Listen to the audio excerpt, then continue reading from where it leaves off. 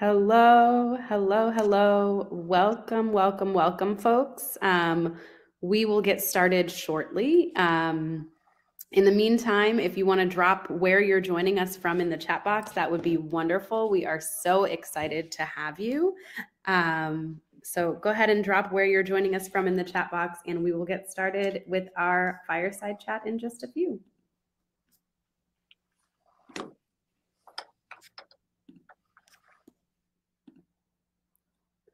Welcome, welcome, welcome.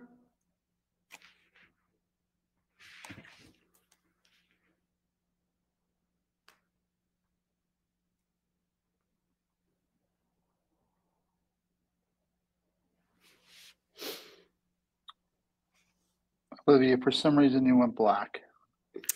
Yeah, I saw your message. I'm assuming that our audience can see us because I can see, hopefully, I can see myself, and I think you can see yourself. So hopefully, Yeah. Great, Melinda. Yeah. Thank you for verifying. Melinda's our tech. Melinda, yeah, 10 bonus points. Wonderful. Incredible. So that's just, I guess, an issue on our part. We'll give it about 30 more seconds and then we'll get started. But again, thank you for joining us. If you have not already dropped where you are calling from or joining from, I guess, in the chat box, that would be fantastic. Thank you to the rest of you that have also verified that you can see us. It's a little nerve-wracking to do a fireside chat and be blind. So thanks, y'all. All righty. Well, let's go ahead and jump right in. I'll start by sort of setting some context for us today. I think that you guys are joining us because you are interested in chatting about blended learning. I am really excited for us to talk about some of the ways that blended learning can sort of take shape in a district, in a classroom, that sort of thing. And so I'm really excited that you found sort of the content of this session compelling enough to join us. If you're watching the replay, I'm really excited for you to hear this conversation as well. We should probably do some introductions, John. So I'm Olivia Nelson. I'm the head of professional development at Screencastify. Before I came to Screencastify, I was an educator for a little over a decade. Believe it or not, I was kind of a tech-averse educator. And so it has been absolutely incredible for me to get to work with teachers and administrators and educators that are really eager to use technology in the classroom and have been able to do some absolutely incredible things. And on that note, I'll toss it over to you, John, for your introduction. Yes, thank you, Olivia. I'm John Moran, and I am an academic technology coordinator here in San Antonio, Texas. I've been doing this gig for about 6 years, but I've been in education for, this is my 21st. I look much younger than I am. I'm super excited. I get to work at a huge district. We have about 102,000 kids, and that's actually gone down a little bit. 125 schools, 81 elementaries, soon to be 82. And I'm fortunate enough to serve the best team in the district and in the state, the academic technology team. Elementary has 12 coaches that serve those 81 campuses, and they're all amazing. Thanks for that introduction, John. I know I saw some other folks from Texas in the chat box, so you may have some people on here disputing whether you're working with the best, but I'm excited to hear that you have some really good folks on your team. You actually kind of covered one of the first things that I was going to ask, which is just for you to tell us a little bit about the district that you work in. So I think we can kind of jump right into talking about blended learning. We've got the other stuff out of the way. So I think before we get too far into the conversation, I'd love to sort of think about what the definition of blended learning is. I know that talking to different people, often hear it defined differently. So I'd love for us to just sort of set a baseline and think about what we mean when we say blended learning.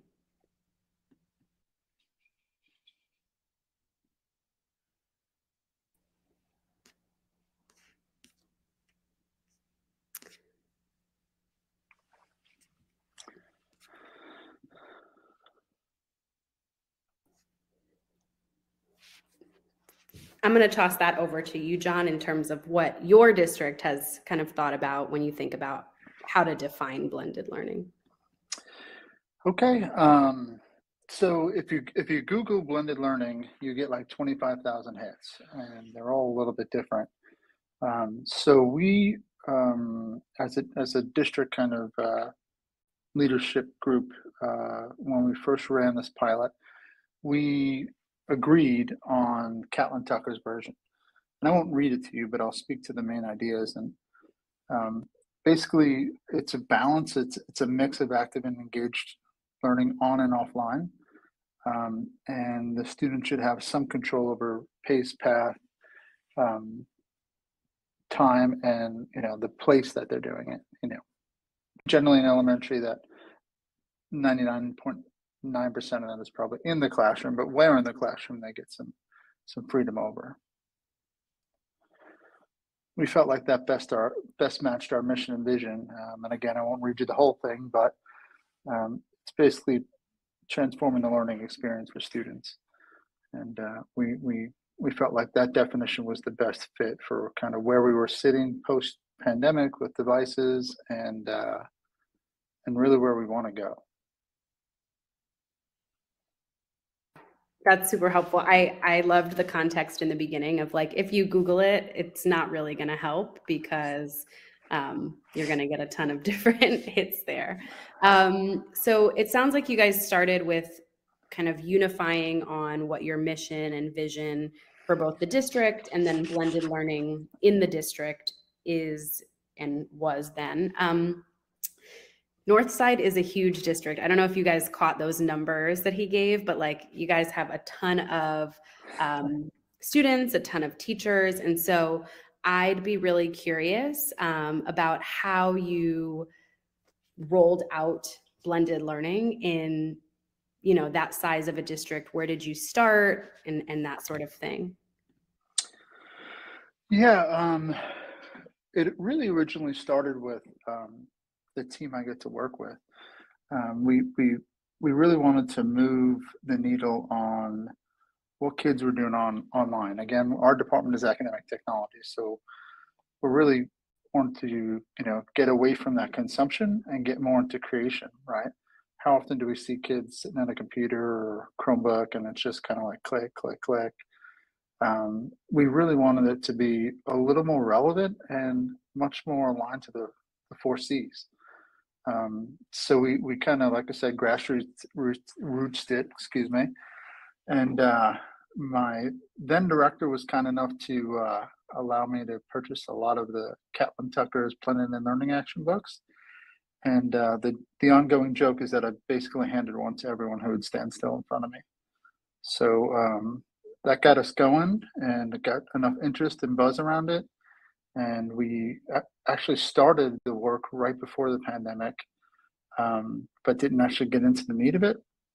And then after things settled a little bit, we got back to the pilot, and we started with 6 elementary schools and a leadership team kind of on each campus that kind of explored and they went through kind of the, what are the hiccups for us. And then this past August, we rolled it out to the entire campus at all 6 locations, and we're hoping to do 6 more here in the fall. Wow, that's super exciting. I'd be curious. You said they kind of worked through what those hiccups were in that first group. Yep. I'd be curious, and I'm sure some of our friends here would be curious about what were some of those hiccups. But then on the flip side of that, what were some of those things that like went really well, maybe better than you even expected them to go? Yeah, if I start with the challenges, I think probably the biggest one is people always think it's something else. We are a district who focuses on guided reading and guided math, and those are our instructional frameworks. And when we look at those two, both have pieces for that small group time. And we know at the kidney table, teachers are doing great work. But again, it's what the kids are doing away from the kidney table, particularly in our mind. What are they doing on a device that's really relevant, rigorous, and achievement based? So we kind of started there and kind of worked through some of the hiccups of like classroom management. It's not something different. Where does it fit within the framework? Even we have some campuses in the pilot that have not high turnover, but more turnover than others. And so it was like also identifying, you know, solutions to onboard new students. Of course, public education today, I would also add, you know, onboarding new teachers. We have a whole new look to almost every one of those campuses. So I'd say those are the biggest hiccups or challenges. I think the biggest benefit that we've gotten is hearing teachers say how it provides teacher and student agency, how it allows them more time to work more intentionally with those small groups who need it. One of my favorites is uh, as I was leaving a campus after visiting, I ran into the principal and we were talking about the pilot, and she started to share her joy around. It's a fifth grade class that she's speaking to, and she said she cannot believe the reduction in the discipline issues because kids are engaged, in all places in the classroom. She said it was really kind of like, I don't know if alarming was the right word, but it was delightful to see that, and she kind of sees that continue. That was before we had all the entire campus on, and she's seen that continue as we've onboarded the rest of the campus. I could do this for hours, Olivia. So you're gonna have to cap me at some point. No, that is really, really interesting, exciting. I think I probably would not anticipate the kind of management piece and the reduction in disruptive behavior as one of the things that comes out of blended learning. So that's pretty exciting for me to hear you say. I know that we previously, John, have talked about some of the tenets that you guys are using to sort of ground your blended learning philosophy and rollout. And so I just was going to kind of recap those for our audience. And then I would love if you could talk about any of them that kind of you've already started working on. So I know that you guys have thought a lot about reflection and goal setting, as well as targeted instruction and flexible path and pace, and collaboration and creativity. So I'd be curious if you're choosing to focus on some of those before others and kind of what that has looked like in a blended learning environment. That's a great question, and we were very fortunate as such a large district. Like taking on an initiative like this is can be a little daunting, and so we partnered with Education Elements, and one of the things that they helped us target, identify, come to are those four core that you mentioned. And the way I think about those four core is that's more like the on-ramp for teachers to be thinking about where they want to get started. If they want a little more targeted instruction, let's say, in the other small groups in a classroom, that's great. Let's start there. And again, they work with my coaching team, and they set goals and iterate and try and improve in those areas. Because I think any teacher can connect to those four pieces, right? They want their kids doing all of them. As we've kind of moved along in the process, some teachers have, moved from one core four to the next. Some have taken that one core four that they identified first and continued to iterate and improve in that area. And really, that's really up to a teacher. That's their classroom, their personal goals, their campus improvement goals. We use T-TEST as their teacher evaluation, so their teacher goals. As with anything, you have to be able to connect with it and want it to get engaged with it, right? So I think those four core really help teachers identify a starting point and an on-ramp. That makes sense. That is a really critical piece. Do you think, so obviously I'm here from Screencastify, so I'd be curious to know sort of where in the puzzle of blended learning video has made the biggest impact in terms of what instruction looks like. Another really good question, and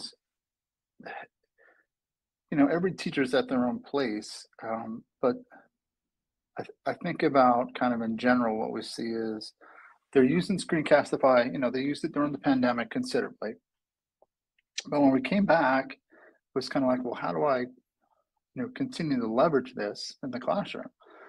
And so what we've seen a lot of, and again, kudos to the team that I work with, is teachers using Screencastify to do things like build some scaffolds into a playlist, video themselves for, and I'm using the simplest terms, so forgive me, but build some scaffolds into a playlist for, let's say, their Red Robin group who may need a little more support, right?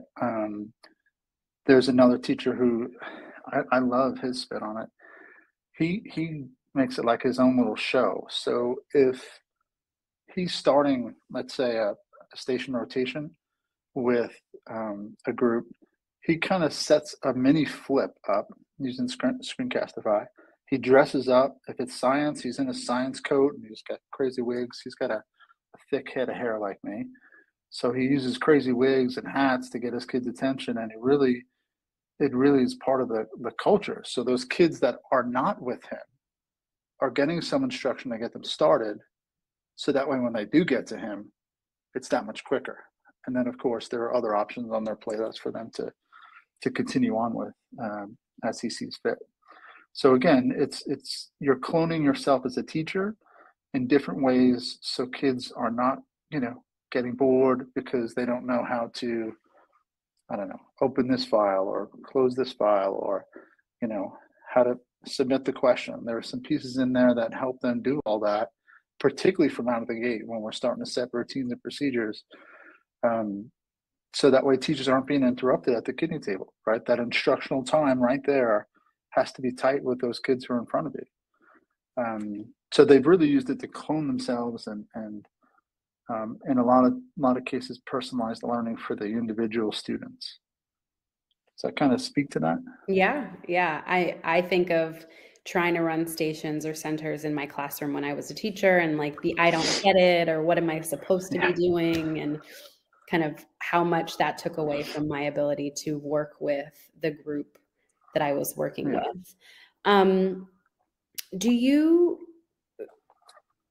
when you think about teachers kind of doing this, what sorts of scaffolds, trainings did you offer to the teachers to kind of get them ready and get set up to do something like this, whether that was professional development or, teachers kind of working with one another, the more experienced ones? I'm just curious how you made sure that folks felt confident when they went to do stuff like that.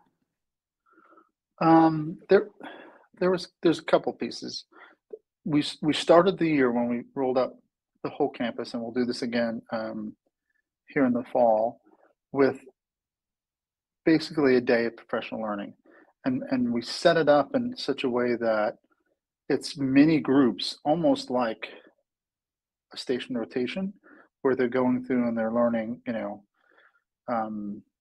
specifics on, let's say, work at the kidney table, quality online and quality offline. And again, we've had a great partnership with CNI to help us. So they've taken the offline piece. The coaches are taking the online piece. And so we did a full day before. It was a retreat day before kids actually came back. But I mean, unquestionably, the biggest piece is the coaching support throughout the year. Obviously, I lead a team of coaches, so I'm a little biased, but the data shows that it's that one-to-one coaching that moves the needle with implementation. So they've had so many opportunities. They've been incredibly busy. As I mentioned, they have 7 campuses. But they've had so many great opportunities to just sit with either individuals or PLCs and just really identify, what is it that's keeping you up at night? What is it that's a challenge for you? Where do you want to go next now that we've accomplished this goal? So I think that's probably the biggest piece. And again, we put some resources in place for them to have access to others' playlists, to kind of see them and try them. I know that our CNI counterparts are doing some work to make some resources available that are directly aligned to our curriculum maps and curriculum documents, so that way teachers aren't searching for resources and so forth. So I'd say those three are the monsters, but obviously, again, being a little biased, I think the coaching has been the biggest impact, made the biggest impact. Yeah, that is really informative and helpful. And I see some other folks sharing some ideas in the chat box, which is incredible, in terms of the ways that you've thought about structuring blended learning and thinking about kind of getting folks on board and set up to do that. I think you've answered this a little bit, but I just want to ask it really pointedly in case there's anything we've missed. How do you see the role of the teacher, right? It sounds like the administrators and both the curriculum and instruction folks and your team have really laid out the roadmap in terms of, hey, this is kind of where we want to be. This is our vision. What role have you seen teachers take in terms of making blended learning awesome, for lack of a better word? There's a lot of things that come to mind. One of them is a second grade team at one of our pilot campuses. And we do a model called Collab. I don't know how national that is, but essentially one classroom will have all of our special needs students. And whether it's a special ed teacher or an instructional assistant will move in and out of that classroom to support those kids as needed. So this team, the rest of the team were really high flyers, and they found a playlist, they tweaked it, they adjusted it, and they were up and humming. And I had a conversation, with one of the coaches that serves that campus, and she was heartbroken earlier on in the process. And she's like, I stopped, and she was just crying, and she was so stressed out because everybody else is moving along so quickly. And so they talked and they iterated, and then they wound up coming up with an idea to do a different playlist, one that's unique to her class. And through, again, some iterations, changes, and support, this teacher now has her own playlist. She's using similar instructional materials, right, because the learning objectives are the same, but she's really able to target her special needs students in a way that really empowers her. And so she went from tears to this this teacher agency, like she's a rock star, like just owning it. So I would say that the PLC support piece is really important. Like, we're meeting, we're talking about what our kids need. Again, it doesn't need to look the same. We have to have the same targets, but the path to get there can be individual based on teachers, craft. I know when I taught, I was a little wild and crazy. My classroom was often referred to as the zoo. And so other people would come in to observe my class, and it just didn't look the same as theirs. And I would try to tell them that's part of the teacher craft. So I think teachers identifying that in the PLC, that I don't teach just like you, I'm a little bit different, but it's my craft and I can own that. I think that's been powerful.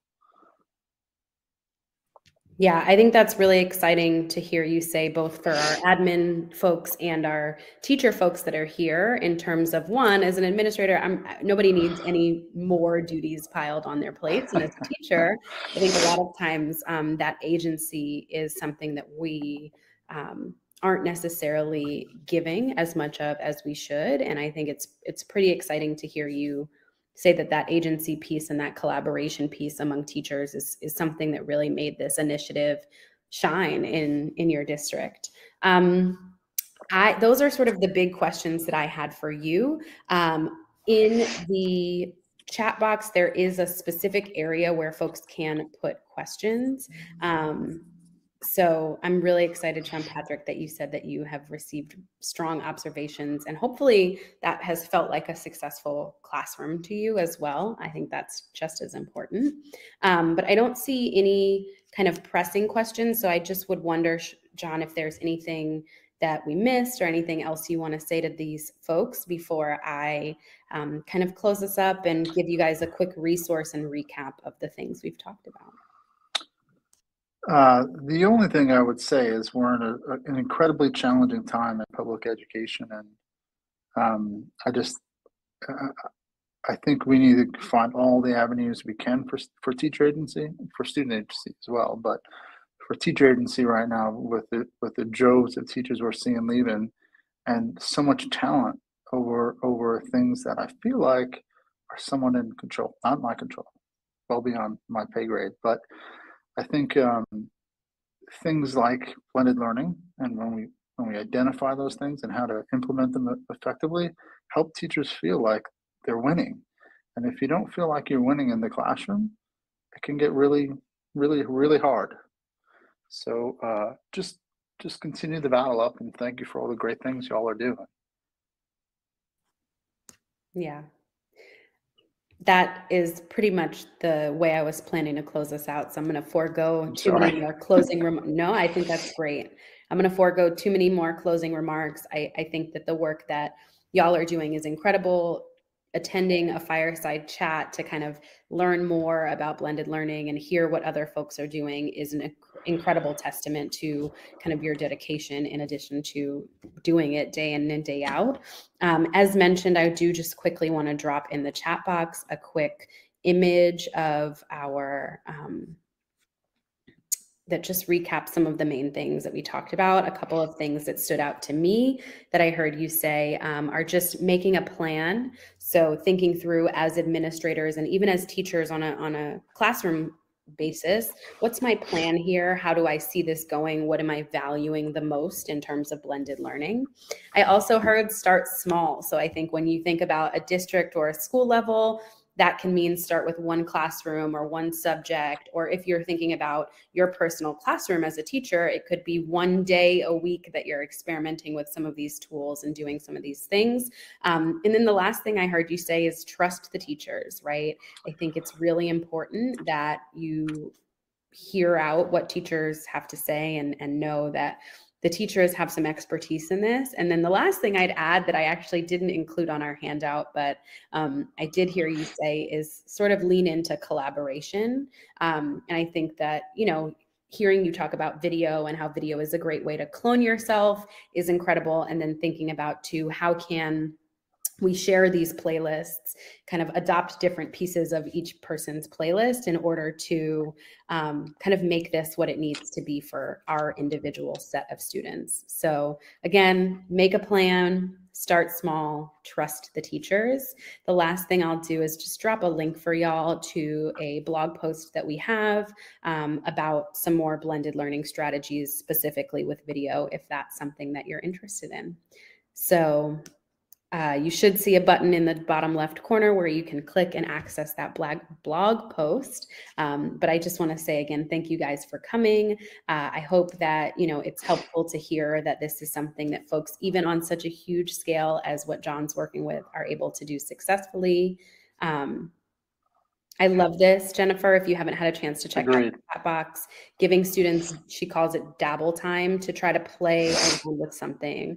They might be able to figure it out on their own, but it's at least worth a shot to let folks play around. Yeah, there is, Rosanna. That's a great question. I will drop a lot of great, yeah.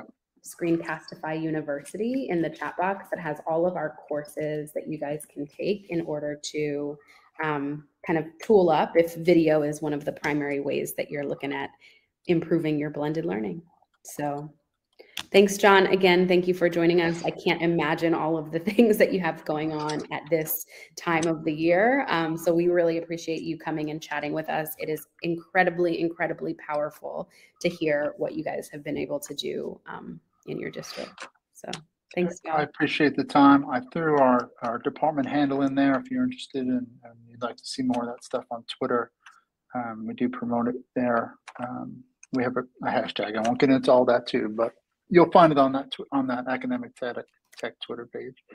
I appreciate you, Olivia. I appreciate all the teachers out here, and just like I said, keep up the good fight. Keep doing great things because kids deserve it. Awesome. Thanks again, y'all. Have a wonderful, wonderful rest of your day and rest of your week.